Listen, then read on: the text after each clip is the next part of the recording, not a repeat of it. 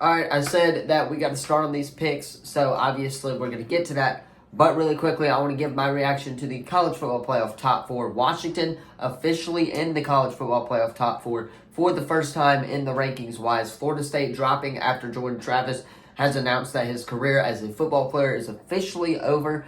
Thoughts and prayers go out to the Florida State organization. Stuff like that happens a lot, and let's just hope, again, that I don't really know what to say here, but let's just hope that we wish the best for Florida State and the football team as well. However, regardless of that, Florida State does drop to number 5, and then, of course, Washington getting in. I really like this move by the committee. I'm not sure if anybody else could. Everyone's talking about Oregon, but Oregon still does have to play to get into the Pac-12 championship game. We did not think about that earlier, so it's not a guaranteed that Oregon can get into the Pac-12 championship game. And seeing how Oregon State played so well against Washington this past weekend, of course, they could easily knock off Oregon and go to the Pac-12 championship game. However, other than that, though, that's my reactions to it. Really, nothing else changes in the Big Three. Of course, this weekend will be Ohio State and Michigan, so one of those two teams will drop. And then, of course, next weekend is going to be Alabama and Georgia. So one of those, will Alabama get in? Will Texas get in over Alabama? We'll have to wait and see. And we will have a video on Saturday coming to the channel talking about all the playoff scenarios that could potentially happen before everything does happen. So hopefully that's going to be coming up early Saturday morning. Regardless, though, let's hop in to some NFL picks because there are a lot of games to get to, including 4 on Thursday and Friday. So let's hop into some NFL picks.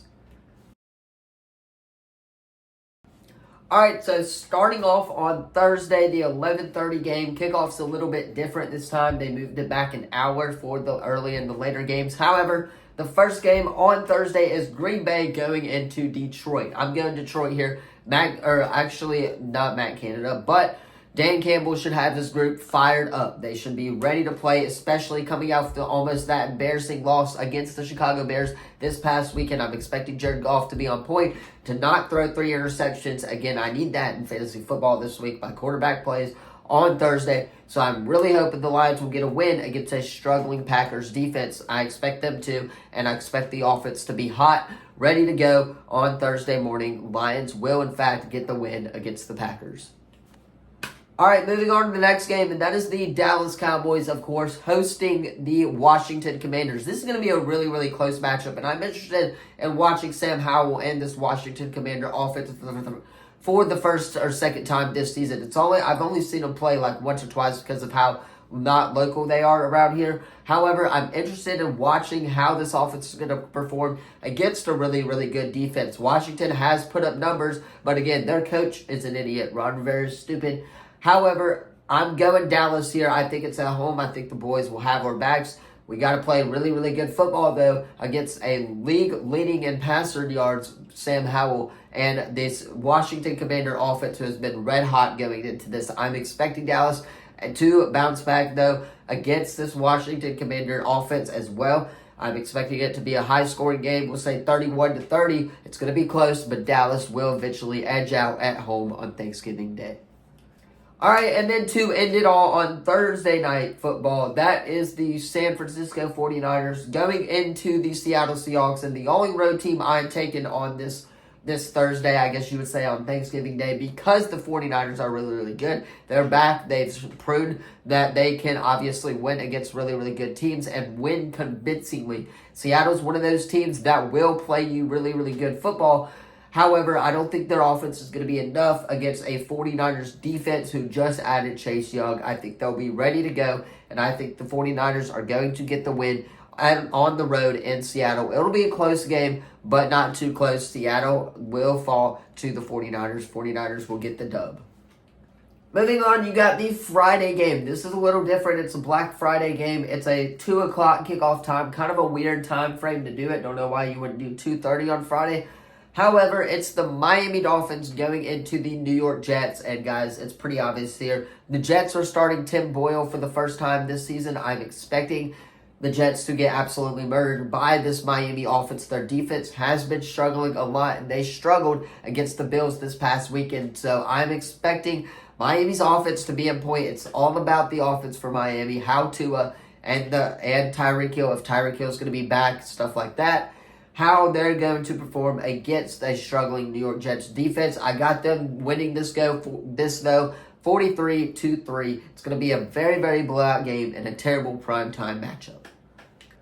All right, and moving on, the Sunday games, of course, like always, the first game on the schedule is the New Orleans Saints going into the Atlanta Falcons. I still got the Saints winning this matchup. I know Derek Carr is hurt. I know Michael Thomas is on injury reserve as well. But I still like Alvin Kamara. Chris Olave has been targeted a lot this year, so they're utilizing him. And the Falcons' offense isn't really that great. Desmond Ridder is not that great. They haven't utilized their explosive playmakers like Bijan Robinson, Kyle Pitts, for example. And their defense has been struggling a lot as well, allowing a bunch of teams to score points and almost come back to win. And I think the Saints are going to be scoring a lot of points, even with Jameis Winston at quarterback. Give me the Saints here on the road as they will continue to lead the NFC South Division on the road in Atlanta. I'm going Saints 23-20. All right, moving on, and this is going to be a rough one. It's Pittsburgh at Cincinnati. I really don't know who to pick here. Cincinnati without Joe Burrow as well. Pretty sure they're starting their Jake Browning at quarterback, so I'm interested to see how that's going to go. However, I'm taking Pittsburgh here. They just fired Matt Canada, of course, like we've all heard earlier this week, so I'm expecting the Pittsburgh Steelers offense to instantly get a lot better. I'm expecting Najee Harris to be on point. I'm expecting the likes of Deontay Johnson, Kenny Pickett to be ready. Hopefully get more developed throughout the year goes on. Don't know why it took them this long to fire Matt Canada, but I'm expecting them to get a blowout victory against the Cincinnati Bengals, who do not have a quarterback. Give me the Steelers here on the road. It's going to be tough, but I'm taking the Steelers 27-20. All right, moving on, you got Carolina at Tennessee. Guys, Tennessee is going to win this game. Will Levis has been putting up numbers insanely good. He even played really, really good football again in their loss to the Jacksonville Jaguars, I believe, earlier this past week. So, however, I'm going Tennessee at home, but I would not be shocked if Carolina kept it close. I do not expect Bryce Young to go off or anything like that. I do expect Will Levis to go off against a struggling Carolina's defense, and number one has been allowing 30 points per game pretty much for the last few games or so. So, give me the Titans here. I like their offense against a struggling Carolina defense. We'll say 43-10. It's going to be a blowout. Moving on, you got Indianapolis taking on Tampa Bay, the Colts and the Tampa Bay Buccaneers. This game is actually going to be a very, very interesting one. I'm not sure who to pick, though. I'm going to go Tampa Bay on the road just because I know them better. I know that they can, and in fact, I expect Baker Mayfield to win against a struggling Colts team, but don't count out the Colts, man. Gardner Minshew has been putting up really, really good numbers and stepping in for Anthony Richardson, who has been hurt this past year or so, these last few games or so. He's been competing at his best level, and I wouldn't be shocked if the Colts won. However, I'm going with my gut here, and I'm saying that the Tampa Bay Bucs are going to win. It's going to be close. It's going to say 14-10. Going to be a very, very boring game.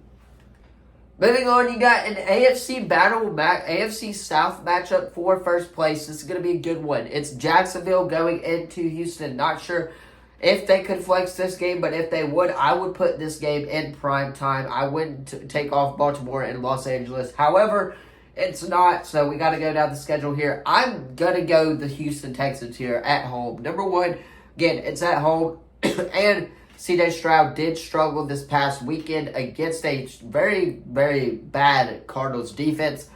But I'm expecting them to bounce back, and I think it's going to be a close game. Both offenses are going to score. It's going to be a really good defensive battle as well. It's going to be like a 24-20 type of game, but give me the Texans here at home against the Jaguars, and they will take first place in the AFC South. Moving on, you got Cleveland taking on Denver, and I don't know who to pick here. I guess give me Denver here, coming off of their win against Minnesota. They looked really, really good, and I'm going to go with them to continue the hot streak against the struggling Cleveland Browns, who don't have a quarterback right now. Give me Denver. It's going to be a blowout. We'll say 20-3.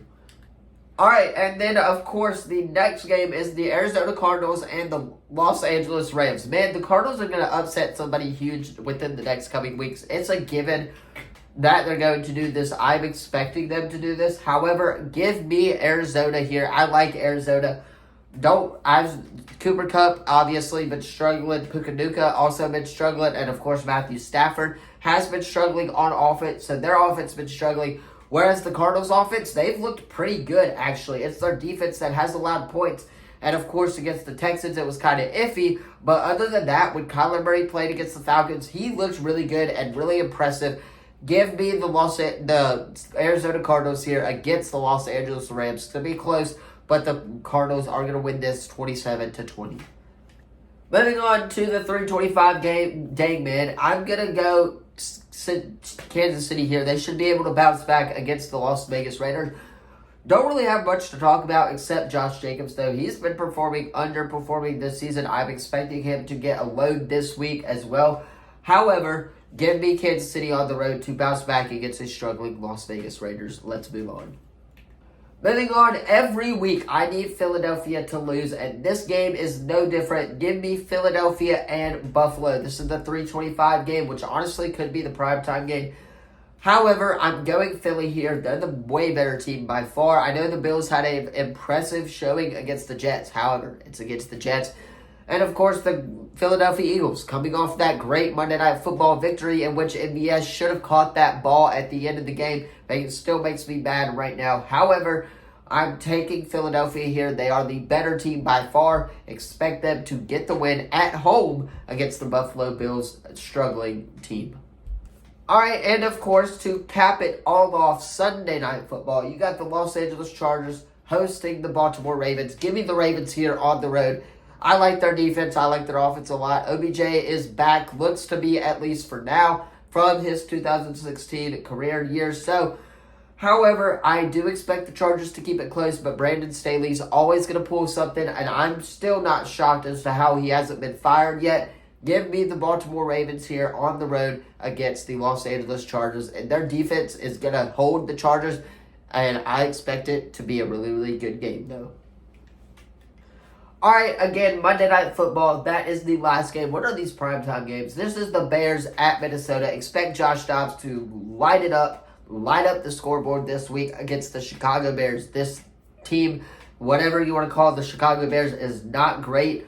However, they can hold offenses, but I do not expect that to happen. I expect Josh Dobbs to go in there, absolutely destroy a Chicago Bears defense who has been struggling. Justin Fields, though, has been pretty much lighting it up. It's just the Chicago Bears defense, for me, is really the problem and the issue I see.